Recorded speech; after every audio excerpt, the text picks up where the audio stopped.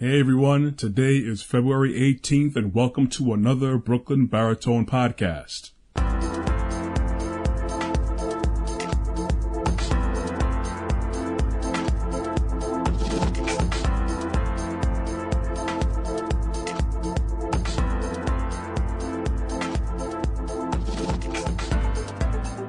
Hey again, thank you for joining us.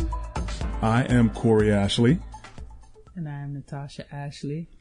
Thanks for joining up again. Hopefully you've listened to the rest of our other podcasts, and we will have many more in the future. Usually we talk about different topics that deal with social and individual growth, spiritually, all those good things, those nice things that we talk about that people like to hear. But today's topic is leadership or leader. So usually with these things, I like going over the definition of our topic. Now, according to our dictionary here, a leader is a person who leads or commands a group, organization, or country. So pretty much, the person in charge, basically, the boss. That's what most people usually try to aspire to, is being a boss, right? Does that sound accurate, correct? Yeah? No? Tasha? Yeah. Thank you for joining us. Okay. Now, I know many people always look to leadership as like a specific title, or, you have to be of a certain ilk of some sort to be a leader. But, we all pretty much live our own lives. We all have free will. We're all working or trying to be productive or just doing things to make ourselves happy, whatever it is. Now, we choose our own paths. Now, leadership or leader, is that necessary for a whole world of people that is just chocked to the brim of free will, doing what they want? Is that something that's necessary? I think that's something that is necessary, and not necessarily from an external person, but also I think from an internal point of view. You have to lead yourself because, you are in command of a body, millions, billions, quadrillions of cells working together. You have body parts, functions, all that good stuff. You have to be a leader of yourself. But what about this basic leader? Just trying to reel you in, Tosh. You trying to reel me in? Yes. Let's talk about the leaders of today. Okay. What's up with the leaders today? Any in particular, or just in general leadership today? 75% to 90% of our leaders suck. Yeah. They're out of touch. They're not grounded. They're not intuitive. They're basically dictators, and they want to get the job done. Why is that? Because they don't care about people. And even more so, supervisors are worse, because they have a point to prove that they're capable of supervising, so they can care even less when somebody's sick, when their children are sick. They want the job done. They don't have patience enough to take time to teach people to teach people the job. Right. Okay? They leave things to themselves or leave other employees to teach other employees. Okay. All right. So basically what you're saying is that, and I agree, is that leadership is more than a title or to someone just stepping up and saying, I'm running things, listen to me, basically. Yeah? No? Yeah. Okay. All right. Now, I'm going to have like a few questions lined up to keep the order of this podcast. But being that you said, today's leaders suck, is it possible for anybody to be a leader? Like anyone out there? Or is it only a certain type of person? You have to have a certain education.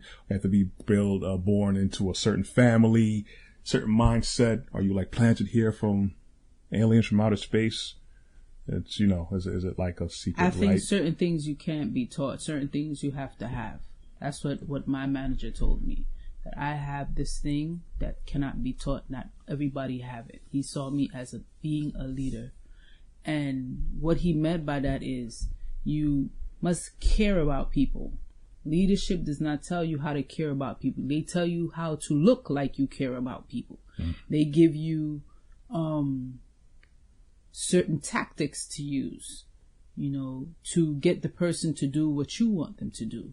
But people can recognize whether you're genuine or not genuine, and when the thing about people is they will follow you to the ends of the earth and be very loyal to you if they feel that you actually care about them. Not to say that you have to go and have dinner with them and go and meet their family. No, but you want to see them improve as a human being. You want to see them do better than what they're doing. You encourage, you inspire, and leaders nowadays do not do that. They just focus on getting the job done. If you can't get the job done, get out and get somebody else. They're not focused on, some of their focus is not on improving people. Right. Okay. All right. So see, and that kind of segues into what I've been noticing. Cause Tasha, she partakes in a lot of developmental courses, on her own, very proactive. And I also read a lot of books about leadership and also been in, specific leadership positions myself as far as, Tasha, my wife as well. So I understand that there's a need for it, especially when you see all the material out there, when you see the amount of money that people are paying for, not just motivational speakers, but for people who's actually, quote unquote, made it in the business world, or at least knowing how to connect with people. These people are getting paid, all types of money for them to come out and speak and help train other people. Like, we need more leaders. We need more inspiration. We got to get everyone to understand, about themselves and their part of, their piece of the puzzle where it fits into everything. So there's an industry, there's a mega industry, some, books I've come across like Grant Cardone. I know he just recently had a big seminar. I've heard about some people I know have actually gone there. There's another guy, John C. Maxwell. He's another author of another book of leadership. I've read a lot of these books, and there are people that are hungry for it to unlock more. It's good because we're not, people are in a state of being more, quote unquote, woke. So they're trying to figure out more that's in life. What we're doing is all right, but it definitely is not the best. So we're looking at different ways to actually do things differently. And of course, how we do things, we need direction. And the best people to give direction are leaders. And we're trying to figure out how to do it, because what we've been doing, like so much things, ain't been working out properly. Because leadership, as you said, it's not just people just telling you what to do or grooming people properly, just growing people properly. Mm-hmm. And the thing about leadership, I definitely figured out, of course, reading the books, but, as again, we follow the Bible, we follow Elohim. We have a relationship with Elohim, so we understand the standards for everything. So leadership is in everybody, but leadership is a position of humility and servitude. That is the thing that people always forget. And that's the core of being a successful leader, is being humble, but at the same time, you have your standards. So you have your standards as a foundation. So you're strong. So you know how to stand strong on stuff, right? You have to be strong for yourself, one. And then when people see strength in you, they will be drawn to that, or they know you can be dependable. They know you're credible just by being who you are. You understand what I'm saying? So once you are who you are, you being strong in yourself will lead other people inadvertently. You have anything to add about that, Tasha? You have nothing to say? No. Okay. So I guess what I'm saying is pretty accurate then. Yeah. Good job. Okay. So again, people have it twisted. It's not about being a boss, because some people, they act really weird about people who actually, big names, people who are successful, or even their boss. They could get quiet.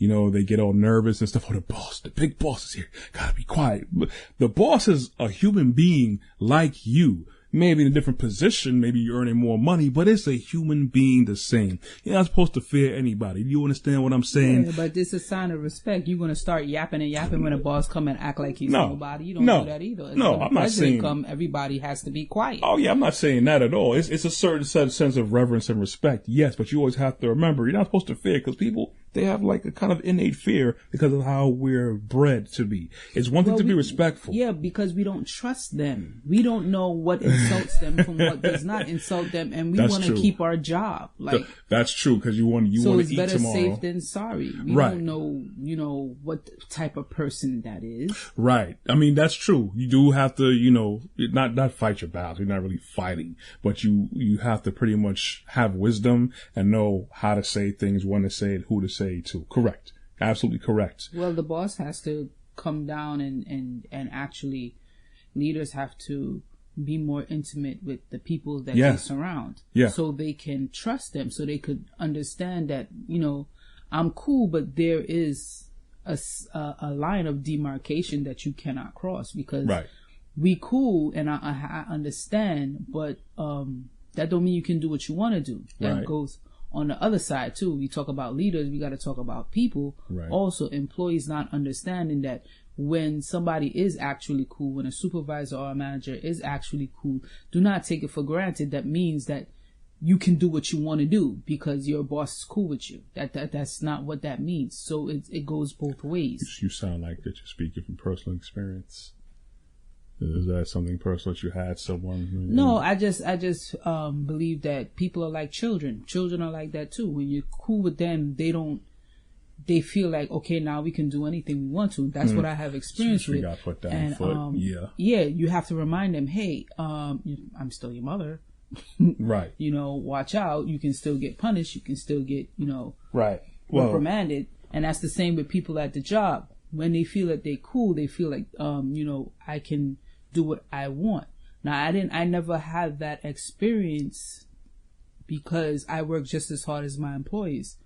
Mm-hmm. So they work hard because they see me work hard as a supervisor. You got your standards, beautiful. Exactly. Right. So I like to, it's not do as I say, not as I do. I like to, do it. Right. So when they see me working hard, it's either you work just as hard as me, or you don't work at all, and then you look wrong. So people don't want to be the bad guy. So by showing them that I'm working with them, they're like, yeah, well, let me up my game. I have to work too. I look wrong. And also, you do it if you in the trenches with your troops, you gonna know how things move. So it's going to be harder to pull the okie doke on someone who's there with you, the same base knowledge of you digging the holes, going out there getting dirty. I get dirty too as a leader. So you telling me BS, I'm going to know it's BS. You tell me that you're doing something proper, I'm going to know it's proper. So so people going to innately know. Some people who's going to try and slide, they're going to know what they can get away with. And then there's going to be people who like, this leader's, he's all right. Well, she's all right. She knows her stuff. And that's what people draw a lot of respect from. At least you have a certain level of experience in whatever field or industry that you in, because there's people who are put in manager positions in certain industries. They have no business being there. Yeah, you could be a good manager overall, but if, you manage a bookkeeping or say accounting, and then they're going to put you managing a construction site, not even in the office, a site. I'm like, no, it's just different. But it also depends on the people, what kind of leadership style that you are. You have to understand, again, that's where humility comes in as well, where you're going to have to. Depends on what, how big your company is, because there will be an argument about how can I manage, how can I be intimate with a bunch of people that's under me when the company is so big, if I'm a CEO or COO or whatever.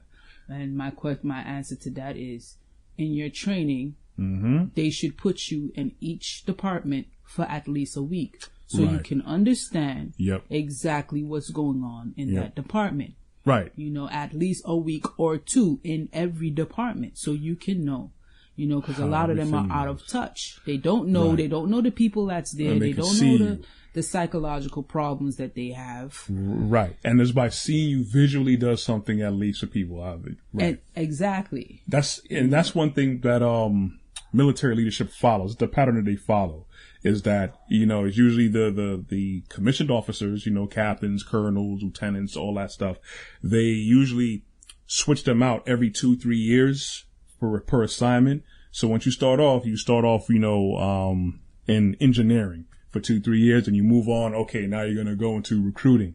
Another 2-3 years now, you're going to go into, food services or something like that in the military. So it gives that individual a well-seasoned approach of how to be a leader, which is good for the individual, I feel. But I think for the organizations that get that person for 2 or 3 years, that's kind of bad on their side, because when you look at it on a corporate or private mindset, even federal mindset, when you change leaders out every 2-3 years, that's usually a sign of, things not going good. But, I don't want to get off course too much, because speaking about military, I had a position in military, which basically was a leadership position and everything. So it was that place to eat you up. It's basically marketing and military combined in one. So you had to be on your P's and Q's. It took me a while to get myself together. But then when I was there, I understood, okay, cool. If I let things slide, then people will walk all over you. But then when I set standards now, I have policies, local policies, and I made sure I communicated that with my leadership so that they could back me as a leader representing them. It made things so much easier. And then people knew where you stood. So if they were going to try the okie doke, they couldn't do the okie doke, because it's like, nope, I know I may want to try and do this, but this guy right here, he's not going to let that slide. So that was like one of my most recent stints in a leadership position and I had like a lot of sites that I went to.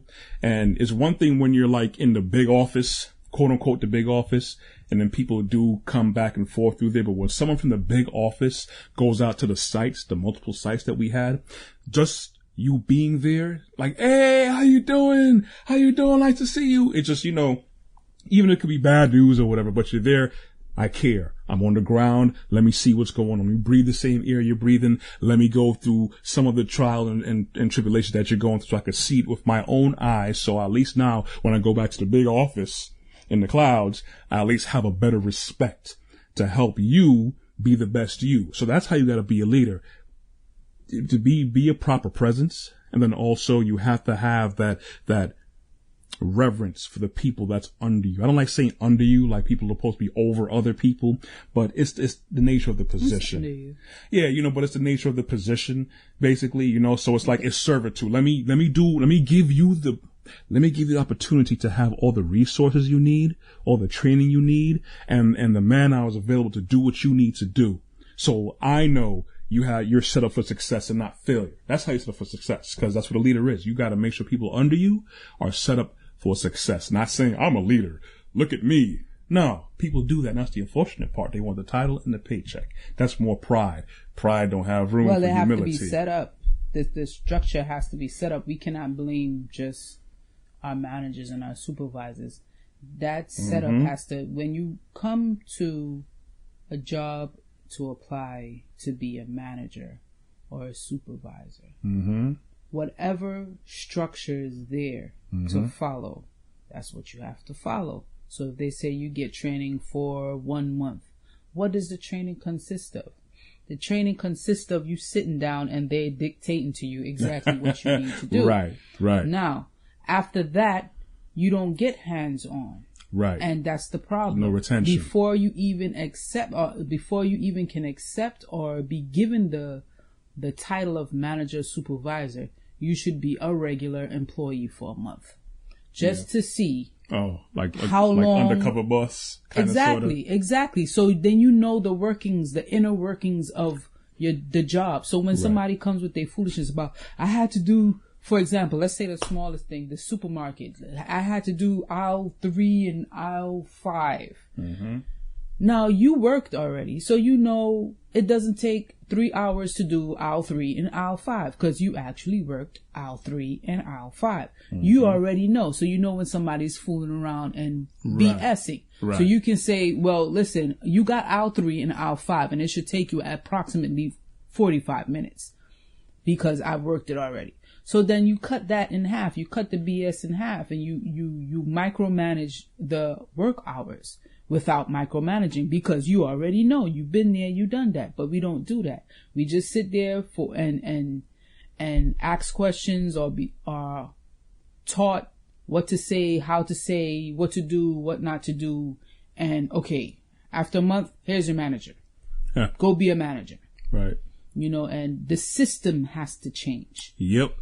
Boy, I used to say this a lot. I always just say, make sure it's a disclaimer. I don't literally mean this, but the last place I was just working at too, I said, this place, someone asked me, oh, Mr. Ashley, what is it that you think that this place needs to change? I said, this place needs to be razed to the ground, burn it down and build it back up. Now, I'm not saying I was going to go burn that down, but literally sweep and clean everything out and redo the whole structure, because it's the only way, because we have a lot of toxicity and a lot of faulty systems that are just in place, and it's part of the culture too. My thing was like, I know it was the culture. I know I didn't have enough to change the whole culture, but I had enough to at least change somewhat in the area I was in control in my office, the way I present and put things out, because I made sure I made a lot of training material. So people can't say, I don't know what to do, or at least I could say in detail, here's what you need to do. Here you go. Be a better you, because I tried my best to say, okay, in layman's terms, someone may not know what to do, how to do something. Let me break it down as easy as much as possible. But again, where I was, it forced me to be a better person and to have a better mindset as a leader, where I saw things on a grand scale, where as opposed to just, some leaders or managers, they just very reactive. You don't get anywhere being reactive. And the unfortunate part is a lot of us are in areas and cultures where it is reactive. But just what you were saying just now, Tasha, was that, the culture got to change. People don't know what to do properly. People aren't doing the right thing. The systems that are supposed to be there are not there, or it's not strong enough to sustain proper growth in everybody, because everyone has the potential to be a leader, and that's how we groom people to be in a leadership position or a leader. You may not be, someone who is as charismatic and vocal as The Rock. You may not talk like Barack Obama. You may not have the upfront foresight and ingenuity like a Steve Jobs. You might have it if you're groomed for it.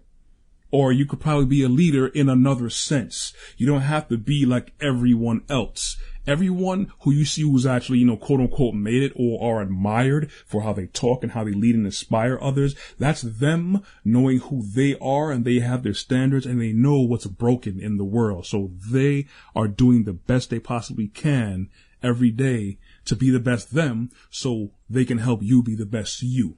So that's what you have to do. You're not going to sound like anybody else. You could borrow from ideas, because all the books that I've read and things that I've practiced, even my own practices, people borrow from me and I borrow from people. That's how you build each other. But you have to know yourself first. Humility is where it all starts. So once you know and understand yourself first and build yourself up, it'll be much easier now for you to build and help other people. Don't run out hoping to knowing how to talk real good and people want to admire you, want people to stand up and clap every time you talk. No, don't do it for that. You do it specifically because you see the bigger picture. You see that something is missing. There's a problem here. And I think I know the tools or the process to fix it. I believe I know how to help other people, but you can't help other people if you can't help yourself, if you're not in this proper mindset, So basically, are you groom people for leadership? It's humility. You got to grow yourself first, and you have to know other people and then respect other people. You have to be able to identify other people's strengths and their abilities. That's, one part we were talking a whole lot about, and I wanted to at least talk about that real quick before we wrap it up, is you have to know the people around you. You have to know your strengths and abilities, and not to say that, once you find it out, that's it, is locked in stone. You spend every day learning. Every day is an opportunity to learn something new, regardless of who you are, what position you are, what your finances look like. You learn something new every single day about yourself or something around you. So you have to look at other people too and figure out What are their weaknesses? What are their strengths? What are they good at? I don't want to really put someone who has to deal and interact with people, and talking with people is not their strong suit. They may know how to organize the hell out of some files, or they know how to streamline a process, but they may not be a people person. I'm not going to try to focus them and force them down there, unless it's really necessary, or I'm not going to try and put someone somewhere where they don't belong. So many people have lost jobs and lost confidence in themselves because people judge them, in the wrong type of lens. Albert Einstein said that, you can't judge a fish by his ability to climb a tree. To climb a tree. Yeah. So, you're going to, say that the fish is a loser and can't get itself together because he can't climb the tree. The fish is made to swim. You can't put the fish in the tree and then, have everyone point and laugh at it, or you're not going to get anywhere in life. Fire the fish. He didn't climb the tree. The fish don't belong in the blasted tree. Put him in the water. He will blow everybody out the water. All right. He's going to lose the race against a monkey or a bear or even a cat up the tree. But you put all of them, the monkeys and the bears and the cats in the water, fish will blow them out the water literally every time. So you have to realize and recognize everyone around you. So it's again, what I said about leadership is about humility. It's all about humility because it's not about you. Okay. Yeah. It'll feel good when you make other people feel good or help when you reach the mission or you accomplish things that help people, get better, be a better version of themselves. But being a leader really and truly is not about you, man. You have to look past you, look at other people. What do they need to be great? Am I helping them with the resources, with my planning, with talking with them? Am I really engaging with them, or am I just dictating them what to do because I'm stressed, because I'm getting stressed from higher up, or we got to make we got to produce, we got to get these statistics up, so I don't care what you do, just do it. See, it may work sometimes, but for most of life, it doesn't work. When you peel back the layers of the onion, you come to the core, and the core of the problem is always going to be home training and educational training. Right now, there's a debate about should we teach LGBTQ in school, but really, should we teach emotional intelligence in school? Should we teach how to deal with problems, how to deal with people, how to challenge, ourselves. Life lessons, exactly. At home and at school, this is what we should teach to make a better person. So when they get into a structure, a business, they already have the tools. It's easy to say, yeah, do this and do that and do this, but people have to be taught this. Right. You have to be taught how to have patience, how to deal, only some of us have that gift, that ability that we're born with, that they have patience or, with people, but we have to be taught how to deal with our own emotions, how to be self-aware of ourselves. These are things we need to be taught as children, from our parents and in the educational system. So by the time we get to the workforce, we already halfway there. We're more ready than we are now. Yeah. Exactly. So we're not focused on that. We're focused on the wrong things. Tekashi 69. We focused on. We're focused on the wrong things. We've been groomed in society to look at the wrong things. On Real Housewives just and get stuff. The money. Yeah, but now you see, you can have all the money in the world. There's so much rich people out there, and they're miserable. Exactly, because they never was taught how to deal with themselves. Right. How to make life fulfilling. Life will always be fulfilling if you help other people. Like, why you have money? Why don't you go and bake bread and feed the homeless? Why don't you go be productive in society? Why feel lonely? Be a part of something. Be a part of people. Right. So it's all about just, more than you. It goes beyond you. Look at other people. That's how you really start. Not just about getting money or getting a title. You're going to end up all wrong, going to end up screwing up other people's lives too, possibly along with your own. So it all starts with the core, with you. look at everything past you, and I guarantee you it's not going to be overnight. You got to be patient. It's not going to be overnight, but once you start realizing things past you, better things will happen for you, and people will see that you are better for them. So you got to make sure that you poise yourself to be an asset and not a liability, because people could bring in money and revenue and still be a liability because you're causing people to quit. You're only looking at short-term gains. You're not looking in the long-term growth of an organization or people that you're around. But anyways, we don't want to ramble on too long. Hopefully we have a lot more. I'm pretty sure we could just go on and on. We probably will have another part and topic dealing with leaders and leaderships and growth and all that wonderful stuff. But for now, this was Corey Ashley. This is Natasha Ashley. Thank you for listening to another Broken Baritone podcast. You're gonna hear from us next time. Hopefully, you keep contacting us. We will answer any kind of questions that you have. In the meantime, peace. Be blessed, y'all.